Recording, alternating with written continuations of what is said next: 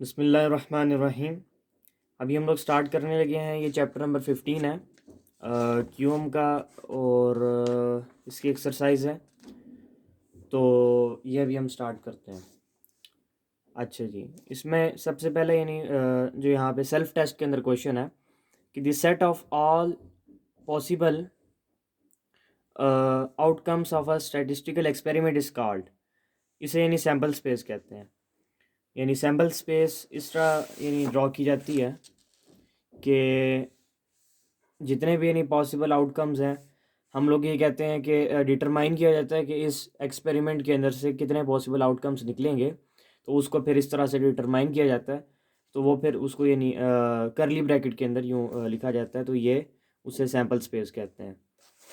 अच्छा जी, उसके बाद है something which can take different values with different probabilities is called. Variable होता है obviously. If two events have no elements in common, then they are known as mutually exclusive events. मतलब ये असल में दो टाइप के इवेंट्स होते हैं। एक उनको कहा जाता है म्यूचुअली एक्सक्लूसिव, और जो दूसरे होते हैं उन्हें कहा जाता है नॉट म्यूचुअली एक्सक्लूसिव इवेंट्स। तो ये इसकी डिटेल पीछे चैप्टर के अंदर आप पढ़ सकते हैं। तो बाद में ये चैप्टर के ऊपर भी हम डिटेल्ड वीडियो बनाएंगे। तो फिर ये चैप्टर 15 के अंदर से भी हम कवर कर लेंगे। तो ये म्यूचुअल एक्सक्लूसिव इवेंट्स को कहा जाता है। अच्छा जी, उसके बाद 15.4 if two events have at least one element in common then the events are said to be. ये have at least one element in common elements then the events are said to be. वो फिर not mutual exclusive events उन्हें कहा जाता है। अगर उनमें कम से कम एक भी कोई ऐसा एलिमेंट आ जाए कि जो उनमें कॉमन हो, तो उन्हें नॉट म्यूचुअली एक्सक्लूसिव इवेंट्स कहा जाता है। तो उसके बाद आप ये देखें 15.5 if three coins are tossed then the number of outcomes are. अच्छा, ये जो नंबर ऑफ आउटकम्स हैं, इसको डिटरमाइन करने के लिए जो नंबर ऑफ कॉइन्स हैं, जो नंबर ऑफ पॉसिबिलिटीज़ हैं, कि अब यहाँ पे एक कॉइन की पॉसिबिलिटीज़ जो हैं, या तो हेड होगा या तो टेल होगा। दो पॉसिबिलिटीज़ हैं। इसी तरह फिर इन दो पॉसिबिलिटीज़ फिर उनको कितनी दफ़ा किया गया, नंबर ऑफ़ एक्सपेरिमेंट्स, उसका क्यूब लेंगे, possibilities rest power n, two rest power 3, ये 8 आ गया। आज इस तरह if three dice are rolled then the number of outcomes are. तो यहाँ पे नंबर ऑफ़ आउटकम्स, यहाँ पे क्योंकि एक डाइस की 6 साइड्स होते हैं, तो अब वहाँ पे 6 रेस्ट पावर 3, ये 216 आ गया। तो ये इस तरह करके आपने पॉसिबिलिटीज़ रेस्ट पावर n करना है। फार्मूला इसका ही है। अच्छा, if an experiment consists of rolling a dice and then flipping a coin, the number of outcomes are. तो ये इसमें वो वाला तो नहीं है, क्योंकि यहाँ पे दो अलग अलग चीज़ें हैं। तो यहाँ पे फिर आप मल्टीप्लाई करेंगे। डिज़ायर्ड आंसर 12, इसके लिए आपको मल्टीप्लाई करना होगा जो पॉसिबल आपके पास यहाँ पे 6 साइड्स होती हैं एक उसके डाइस की, और 2 कॉइन्स की साइड होती हैं। 2 रिजल्ट्स आ सकते हैं कॉइन से। अच्छा, which of the following applies to discrete as well as continuous variables. Normal distribution जो है दोनों पे अप्लाई होती है। अच्छा जी, the arrangement of some or all of the objects without considering the order of arrangement is called combination। हाँ, ये एक पॉइंट आप समझ लें कि कॉम्बिनेशन में कॉम्बिनेशन में और परमुटेशन में यही फ़र्क है कि कॉम्बिनेशन में ये कंसिडर नहीं किया जाता, अरेंजमेंट को ख़ातिर में नहीं लाया जाता कि अरेंजमेंट के बगैर, without considering the order of arrangement is called combination. जब आप अरेंजमेंट को ऑर्डर ऑफ अरेंजमेंट को डिस्कस करके आप करेंगे, तो वो फिर परमुटेशन हो जाएगा। बेसिक इनमें डिफरेंस यही है। अच्छा, अब उसके बाद नेक्स्ट क्वेश्चंस उस पर जाते हैं। तो ये उसके बाद क्वेश्चन है, इफ़ पी पी की वैल्यू 10p3 है और फिर 10c3 किस तरह आएगी, ये कैलकुलेटर से यानी सॉल्व इजीली हो जाएगा। वैसे मतलब जब एंट्री टेस्ट की प्रिपरेशन में हम लोग उसके बगैर भी आंसर क्वेश्चंस यानी सॉल्व करते थे, तो लेकिन हम लोग फ़िलहाल मतलब इसे इस तरह देख लेते हैं कि फार्मूला सबसे पहले लिख लेते हैं दोनों के। मतलब जो फार्मूला यानी बनेगा यहाँ पर चलिए रफ रजिस्टर पे सॉल्व कर लेते हैं।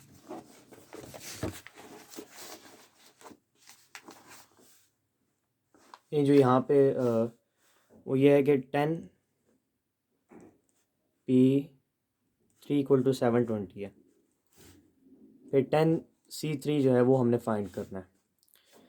अब ये देखें कि फार्मूला जो है ना वो है NPR = NCR multiply by R factorial. यानी याद रखने के लिए ये फार्मूला इन दोनों में डिफरेंस ये है।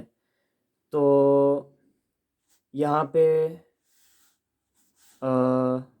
R फैक्टोरियल ये इनके दरमियान में आपस में रिलेशन ही है बेसिकली। तो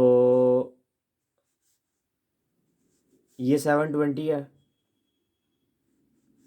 और ये मल्टीप्लाई बाय यहाँ पे 3, क्योंकि R जो है यहाँ पे 3 है, मल्टीप्लाई बाय 3 फैक्टोरियल और NCR, तो NCR = 720 आवर 3 फैक्टोरियल। तो NCR यानी इस तरीके से कैलकुलेट करेंगे, कर लेते हैं कैलकुलेट।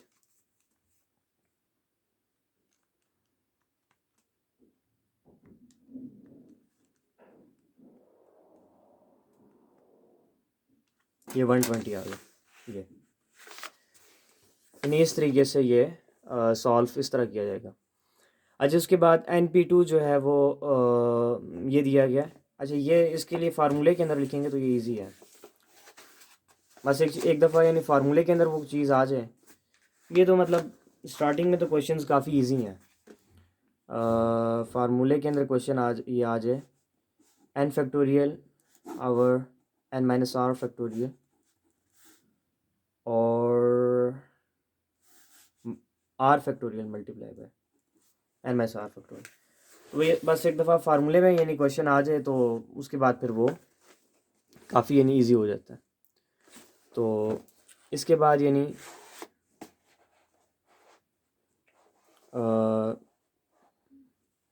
ये नेक्स्ट क्वेश्चन है, हाँ ये वाला।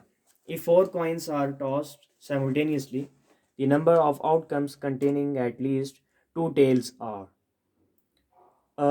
इसकी यानी ट्रिक जो है यानी मैंने एक जगह देखी थी कि जब यानी इस तरह का क्वेश्चन आ जाए, उसने यानी असल में कहा ये कि 4 कॉइन है, उनको टॉस किया गया और उसके जो number of outcomes containing at least 1 head या 2 टेल्स या इस तरह करके कोई भी क्वेश्चन आ जाए, डाइस का आ जाए, कार्ड्स का आ जाए, कोई भी क्वेश्चन आ जाए, उसमें यानी ट्रिक ये लगनी है यहाँ पे कि सबसे पहले आपने लिखना है यहाँ पर NCR। आपने यानी इसे यहाँ पे लिखना है NCR और plus NCR +1 plus NCR +2 plus up to so on plus NCN। यानी ये जो वैल्यू है यानी R की जो वैल्यू कोई भी R में आप फैक्टोरियल यानी 1 प्लस करते जाएं आहिस्ता आहिस्ता, तो ये जो वैल्यू बन जाए ये आ जाए n के इक्वल आ जाए, यानी R प्लस कोई भी value up to certain value ये n के इक्वल आ जाए, यानी ये दोनों सेम आ जाए, तब आपने इसे स्टॉप कर देना है। तो ये किस तरह है, ये इस तरह है कि यहाँ पे अब ये क्वेश्चन ये कि n और R यहाँ पे क्वेश्चन में क्या है, n और R ये है कि n जो है यानी नंबर ऑफ कॉइन्स हैं, नंबर ऑफ कॉइन्स कह लें या डाइसेस या कार्ड्स, इनमें से यानी कोई भी आप हो सकते हैं। और R जो है यहाँ पे इनके अंदर कॉइन के अंदर या डाइस के अंदर, कॉइन के अंदर तो 2 साइड्स होती हैं, डाइस के अंदर 6 होती हैं, कार्ड्स के अंदर कार्ड्स वैसे तो यानी जो डेक होता है कार्ड्स का वो 52 होता है, लेकिन कोई भी यानी उसमें नंबर दिया जा सकता है। तो मतलब ये इम्पोर्टेंट है जो नंबर ऑफ डाइसेस हैं, सॉरी आर जो हैं वो असल में कि उनकी एक डाइस के अंदर यानी एक कार्ड के अंदर वो कितने यानी उसके अंदर उसके फेसिस आप कह लें, वो फेसिस कितने हैं असल में। तो अब ये ज़रा आप करेंगे इसे, तो ये आ जाएगा यहाँ पर, मतलब एन यहाँ पे 4 है, 4C2 हो जाएगा, फिर 4C, सॉरी एक सेकेंड एक सेकेंड एक सेकेंड, इसमें उसने यहाँ पे कहा है कि एटलीस्ट ये थोड़ी सी मेरे से मिस्टेक हो गई है, आर जो है नंबर ऑफ ये नहीं है, आर इसने ख़ुद बताया हुआ है यहाँ पे, आर इसने बताया कि एटलीस्ट वन हेड, यानी उसमें प्रोबेबिलिटी का पूछा जा रहा है कि ये असल चीज़ है कि यहाँ पे कितने एटलीस्ट वन हेड अगर हैं क्वेश्चन के अंदर मेंशन है, आर असल में वो चीज़ है। तो अब इसे आप स्टार्ट करेंगे 4C1 + 4C2 + 4C3 + 4C4, ये इसे यानी यहाँ से स्टार्ट करेंगे। ये यानी मेथड है आल यानी उन क्वेश्चंस का कि इस तरह के क्वेश्चन आ जाए। यानी कैलकुलेटर पे अगर आप करके देख लें तो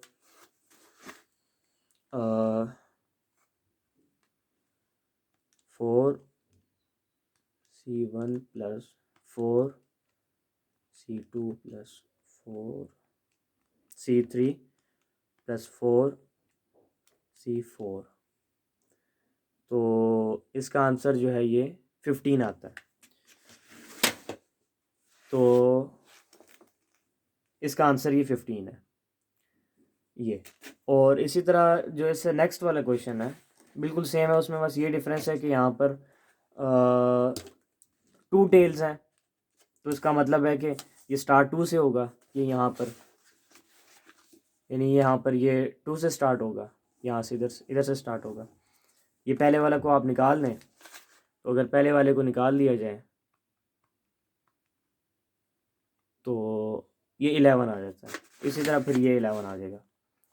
यानी ये इसकी मेथड है, और ये भी सिंपल है 15.4 उसी तरह यानी टेक्निक से।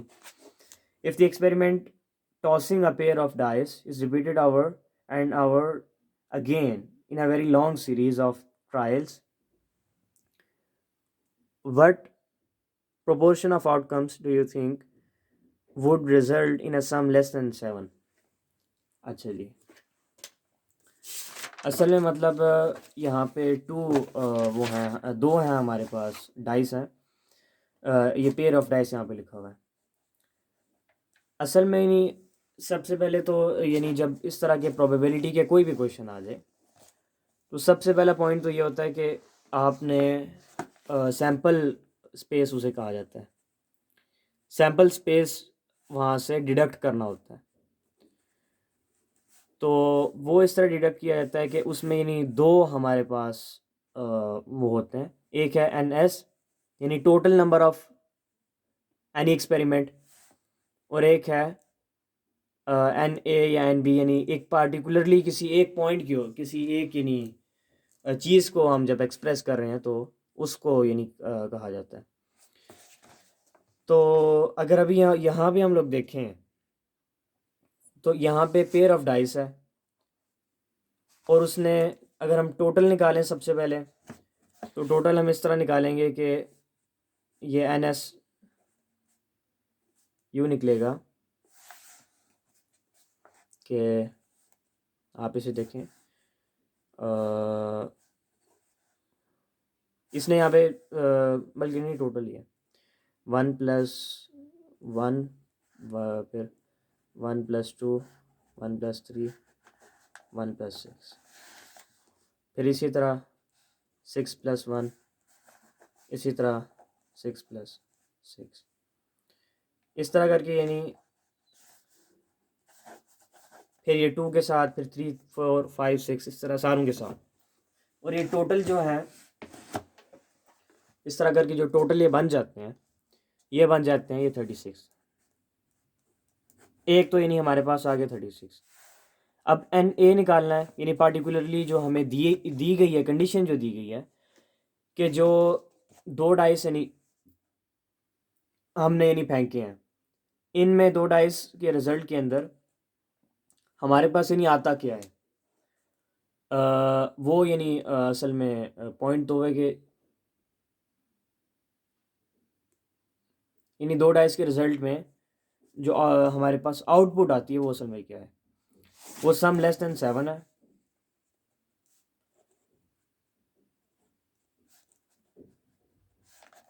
तो सम लेस देन 7 किस तरह बन सकता है, 1+2 हो सकता है, 1+3, 1+4, 1+5।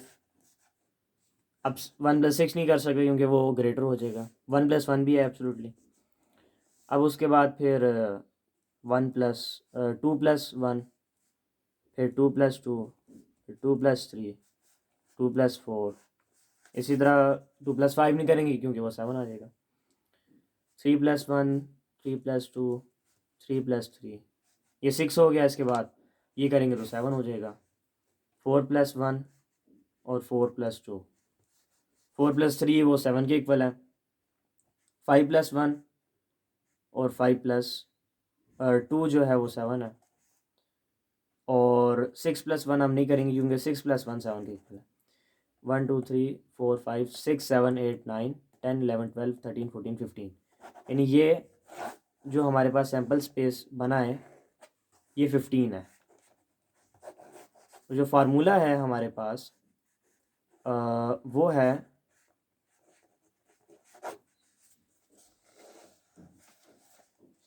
ये, यानी इसका फार्मूला है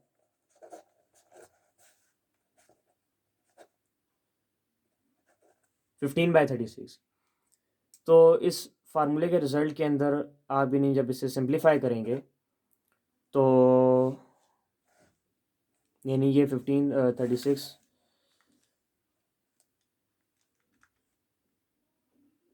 5/12 आएगा। और ये नहीं ऑप्शन हमारा ऑप्शन है, राइट वाला ऑप्शन। इसी तरह मतलब जो नेक्स्ट क्वेश्चन इसी तरह मतलब जो है ना अगर 17 को देख लें, 15.17, इसमें भी यानी सेम ही ये पॉइंट रिपीट किया गया कि greater then some more than 7। जो जब मोर देन 7 की बात की जाएगी तो आलमोस्ट इतने ही यानी रिजल्ट्स निकलेंगे। तो तब बिल्कुल सेम टू सेम रिजल्ट आएगा, यानी 5/12 दोनों कंडीशंस में।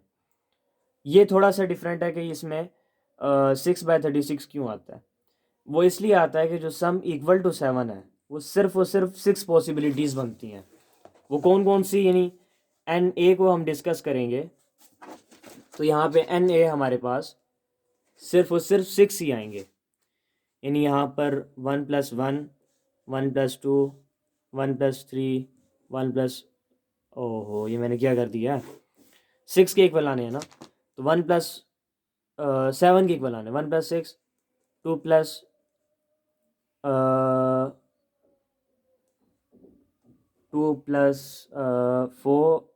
2+5 और 3+4,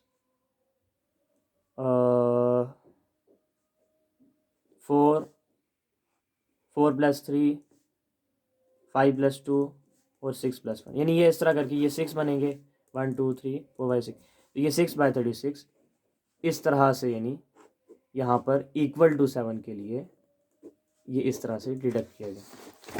यहाँ तक हमारे 17 क्वेश्चन कंप्लीट हो गए हैं। बाकी फिर हम लोग इसके नेक्स्ट पार्ट में बाकी क्वेश्चंस करेंगे।